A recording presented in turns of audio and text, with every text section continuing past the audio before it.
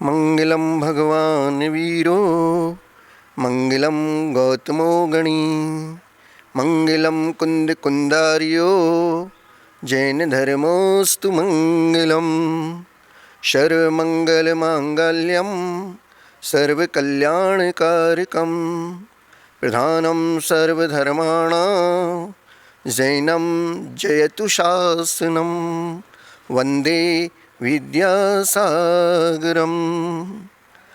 देवादिदेव श्री महावीर भगवान की जय। देवादिदेव श्री अजितनाथ भगवान की जय। संत श्रोमणी आचार्य भगवंत गुरुदेव विद्यासागर महामुनिराज की जय। ज्येष्ठ मुनिराज श्री विनम सागर मुनि महाराज की जय। पूज्य मुनिवर श्री निर्मत सागर जी, निसर्ग सागर जी, श्रवण सागर मुनि महाराज की जय। तीन कमनों कोटि महामुनिराजों की जय। प्यारी प्यारी बब्बात्माओं, भगवान महावीर स्वामी का निर्माण उत्सव और उसके संदर्भ से जुड़ी हुई गौतम गणधर भगवान को केवल ज्ञान की प्राप्ति और इन सब का वह महापर्व उनकी स्मृति में दीपावली के रूप में हम मनाते हैं। वह अभी कुछ दिन बाद आने वाला है। पिछले सत्र में अपन ने दीपावली का इतिहास, अन्य धर्मों में, अन्य संप्रदायों में दीपावली का महत्व क्या है, क्यों मनाई जाती है, फिर चाहे वो हिंदू धर्म हो, सिख धर्म हो, आर्य समाज हो, आदि आदि, इसलिए हमने पिछले सत्र में इनकी चर्चा की थी। आज पुनः हम उस सत्र के बारे में आपसे चर्चा करेंगे, कुछ कहने का प्रयास करेंगे।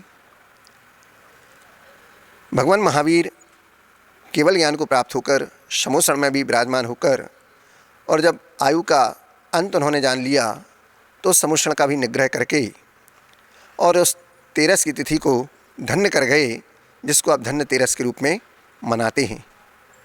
लेकिन अब धन्य तेरस अब धन्य ना होकर धन के रूप में परिवर्तित हो गई। ये पिछले सत्र में आपको बताया था। उस धनतेरस में आप क्या करते हैं और क्या किया जाता है, उसकी चर्चा होगी। उसके पूर्व थोड़ा सा, चूँकि महावीर भगवान अपने उस समस्त परिग्रह को त्याग कर और समोषण का को भी निग्रह कर अपने आत्म ध्यान में लीन हो गए, निज स्वभाव में स्थित हो गए।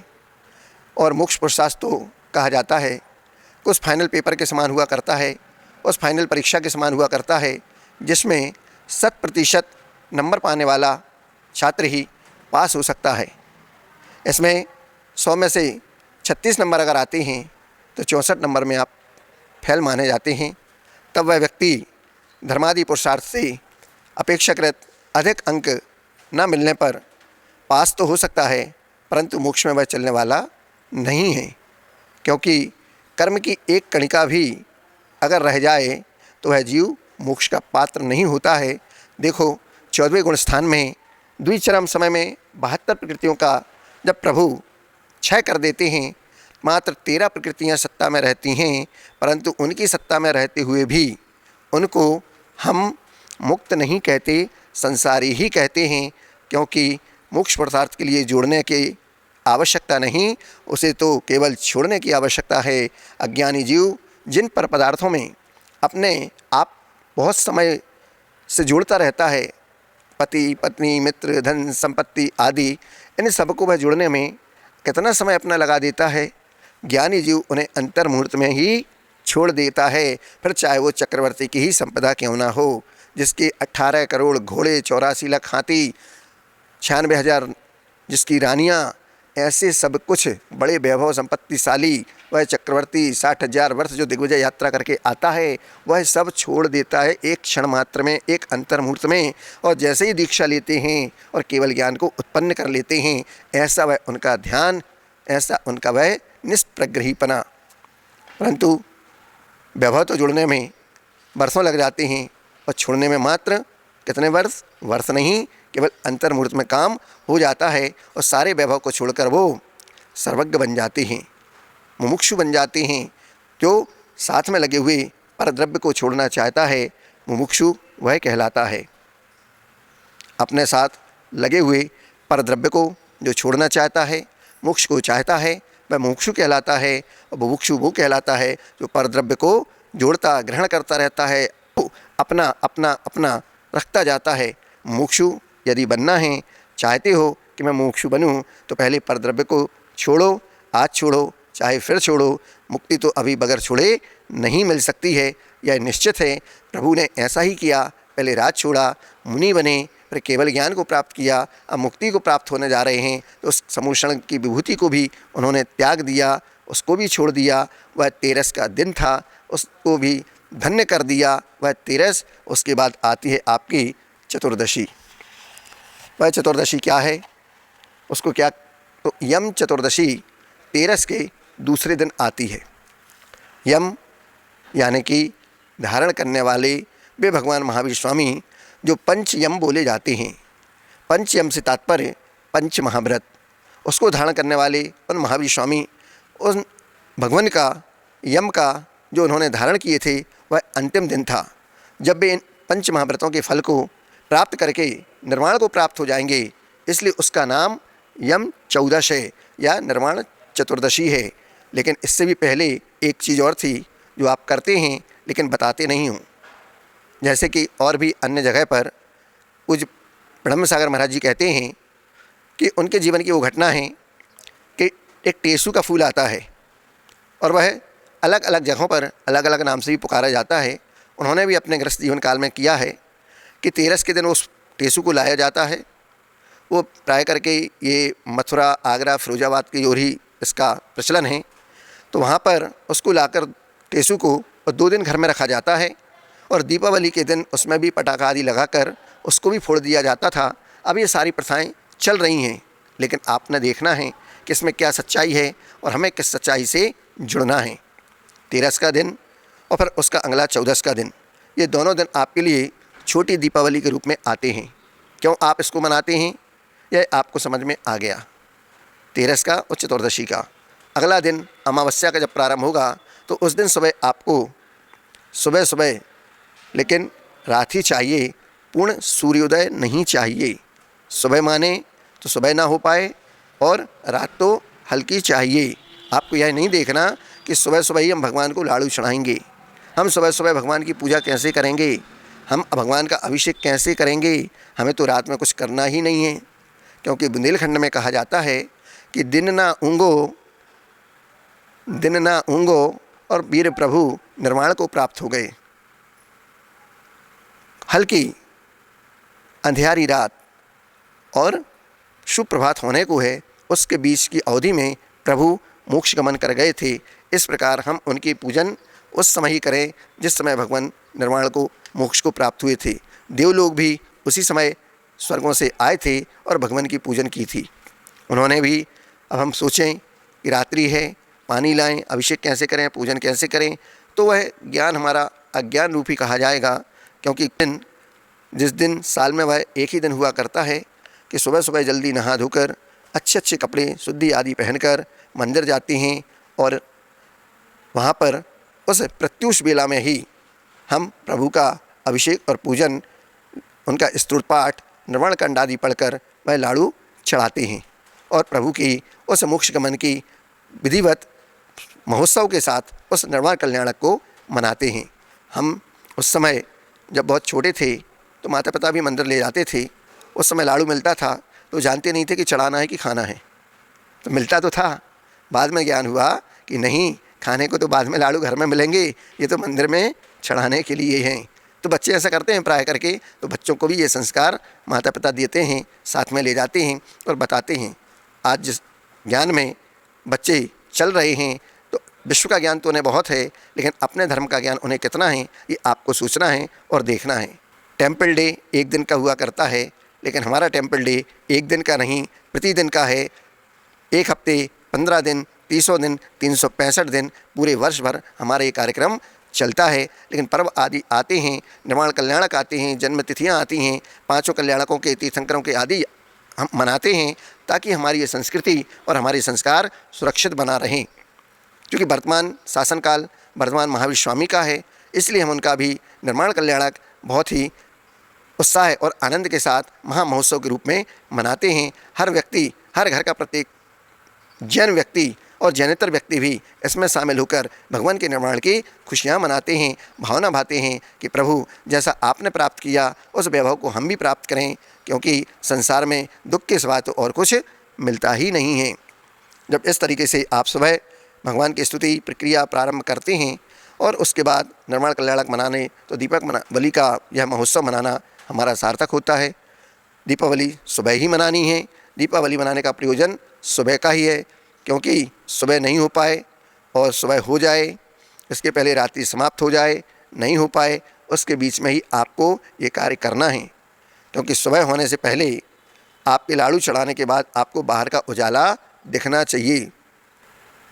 दिन ना ऊँगो किरण ना फूटी और वीर भये निर्वाण माँ। दिन का उजाला नहीं हुआ और किरण सूर्य की नहीं आई, उसके पूर्व ही भगवान मोक्ष को गमन कर गए। सुबह होने को थी, रात्रि जाने को थी, इसके बीच की अवधि को उस समय आपको उस प्रत्युष बेला में काम करना है। लाड़ू चढ़ाने के बाद 5:30 बजे सुबह आप देखेंगे तो अंधेरा रहता है, लेकिन 5:30 से 4 बजे के बीच में 15 मिनट बाद लगभग 5:45 बजे आप देखेंगे। 4 बजे तो आप लाड़ू चढ़ाएंगे नहीं, लेकिन सुबह 5:30 बजे से 5:45 बजे के बीच में आप देखोगे कि बिल्कुल उजाला भी हो जाता है और 5:30 से 5:45 बीच में हल्का हल्का अंधेरा भी रहता है। तो आपका यह लाड़ू चढ़ाने का कार्यक्रम विधिवत रूप से माना जाएगा। तभी आप चढ़ाओगे तो आपको हल्के अंधकार में इस कार्य को करना है। तब आपको समझ में आएगा कि आप प्रभु के निर्वाण के समय से, मोक्ष गमन के समय से अपना उस समय मिला रहे हो। आपको ध्यान रखना है कि हर व्यक्ति को इसी तरह के भाव आना चाहिए, क्योंकि उसमें हमें अपनी बुद्धि नहीं लगाना चाहिए कि मैं रात में पूजन नहीं करता, रात में अभिषेक नहीं करता। ये सारी ज्ञान एक तरफ रख देना चाहिए। भगवान का कल्याणक हो रहा है, भगवान मोक्ष गमन कर रहे हैं, मोक्ष जा रहे हैं, और उसी समय स्वर्गों से देव आकर कल्याणक मना रहे हैं, दिव्य दिव्य वस्तुओं को अर्पण कर रहे हैं, और हमें अपनी वहाँ पर ज्ञान नहीं लगाना। कुछ चीज़ें परंपराओं से हटकर भी हुआ करती हैं, इसमें कोई दोष नहीं होता। ऐसा पूज्य प्रणम सागर जी महाराज जी कहते हैं। यह भी अपने दिमाग से निकाल देना चाहिए। अवसरों पर अवसर पाकर काम करना चाहिए। जब जैसा अवसर आता है हमें उस अवसर के अनुसार भाव बनाना चाहिए, उसी के अनुसार काम करना चाहिए। 4 दिन का है उत्सव का पर्व, 13, 14, अमावस्या और एकम। अमावस्या के दिन शाम के समय पर क्या हुआ था? भगवान का तो सुबह केवल मोक्ष गमन हुआ था, लेकिन शाम के समय गौतम गणधर को, जो प्रथम गणधर भगवान के बने थे, उनको केवल ज्ञान की प्राप्ति हुई थी। उत्सवों की परंपरा जो चल रही थी, सब लोगों के अंदर उल्लास और उत्साह बढ़ता जाता था।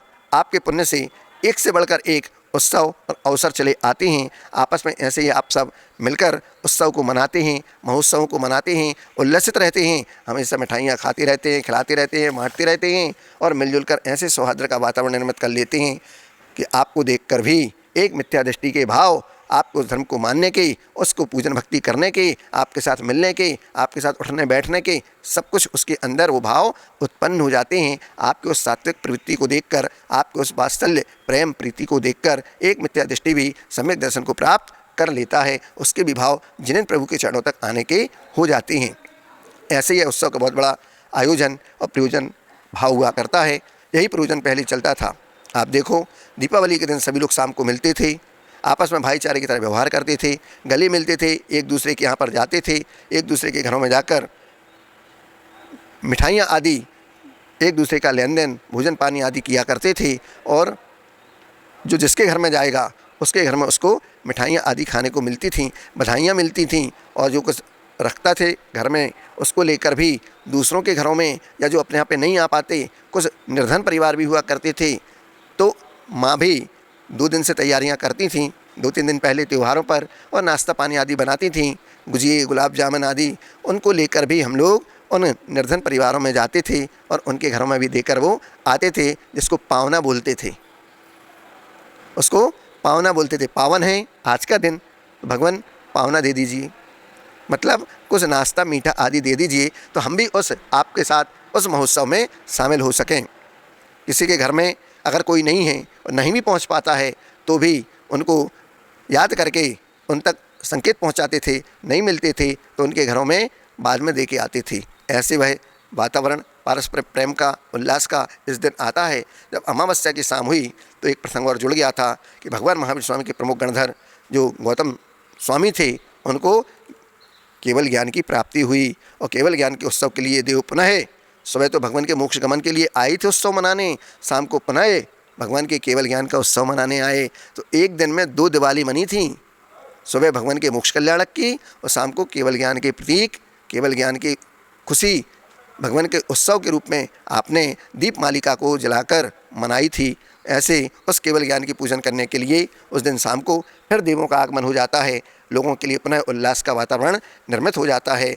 आज सुबह तो दीपावली मनाई, अब शाम को भी दीपावली मनाएंगे। आज का दिन हमारे लिए बहुत ही पवित्र है। सुबह थोड़े अंधेरे में दीपावली मनी थी और शाम को भी अंधेरे में दीपावली गोधलू बेला में मनी। कितना बढ़िया दिन है, कितना अच्छा प्रसंग बन रहा है कि कणधर के केवल ज्ञान की प्राप्ति होना। अब तो देखो केवल ज्ञान होने के बाद कुछ समय तक लोगों में अब ये बातें हो रही, पता नहीं कितने वर्ष हो गए, 200, 400, 800। उसके बाद धीरे धीरे जब आदमी के ज्ञान का पर्दा हटता चला जाता है तब केवल परंपराएं रह जाती हैं और जीवन उसी में ढलता चला जाता है हमारा। अब आप शाम को क्या करते हो, क्या होता है घरों में, अब क्या करना भूल गए हो तो याद करो कि दादी, मामी, नानी आदि ने कुछ तो शाम के वक्त किया होगा। पहले गोबर से एक रचना की जाती थी हर घर में और उसमें बड़े बड़े खांचे बनाए जाते थे। और किसी घर में जाके देख लेना, आज भी जैनेतर समुदायों में ये परंपरा चलती है। यह क्यों है? यह उस ज्ञान का ही प्रतीक है, क्योंकि रचना करते हैं, गोल चक्र बनाते हैं, उसमें कुछ खांचे बना दिए जाते हैं। ये खांचे किसका प्रतीक हुआ करते हैं? तो वो खांचे होते हैं 12 सभा का प्रतीक। उन 12 सभाओं में शक्कर आदि के कुछ खिलौने बनाकर उसमें रख देते थे और उसमें कुछ बनाते भी थे, हाथी, घोड़ा, मनुष्य आदि। तो उन खिलौनों को इन खांचों में रखा जाता था और जो वो खांचे एक समूषण का प्रतीक के रूप में बनाते थे। उसका मतलब है उस समूषण में मनुष्य भी हैं, देव भी हैं, त्रियंची भी हैं, मुनि हैं, आरिकाएँ आदि आदि। यह सब उस स्वरूप की परंपरा को दिखाने के लिए बनाते थे और आज भी कई जैनेतरों में ये मनाई जाती है। जैन लोगों में तो ये परंपरा प्राय लुप्त सी हो गई है, अब देखने में अभी नहीं आती, कोई बात नहीं। अब देखो बीच में एक चीज़ और रखी जाती थी जिसको घरंडी बोलते थे। ये वह एक गट्टी जो कुछ भी आपकी भाषा में आप समझें, वह भगवान जो केवल ज्ञान को प्राप्त हुए गणधर परमेष्टि हैं, वह उनका प्रतीक होता था कि मुख्य बीच में वो बैठे हुए हैं। उन्हीं गण को गणधर कहा जाता है जो परमेष्टि के रूप में प्रतीक हैं और उन्हें गणेश भी कहा जाता है। गणों में जो ईश होते हैं उन्हें गणेश कहा जाता है। अतः गणेश जी को उस दिन इंद्रभूति गौतम गणेश जी को केवल ज्ञान रूपी लक्ष्मी की प्राप्त हुई थी और गणेश जी की लक्ष्मी केवल ज्ञान रूपी लक्ष्मी भी अलग अलग तरीके से पूजन की जाती है। कई लोग उनकी फ़ोटो रखकर अपनी मान्यता के अनुसार पूजन प्रतिष्ठा करते हैं। गणेश गणधर परमेष्टि को लक्ष्मी अर्थात केवल ज्ञान रूपी लक्ष्मी प्राप्त हुई। यह भारत में आध्यात्मिक वातावरण का एक भारत रहा है, लेकिन धीरे धीरे हमारे प्रलोभनों ने इसे आध्यात्मिक भाव को भुला दिया और अपने उसी भौतिक भाव पर आ गए, लौकिक भाव पर आ गए और हमें बस धन की ही इच्छा रह गई। बाकी हमारी सारी व्यवस्थाएं समाप्त हो गईं, भंग हो गईं।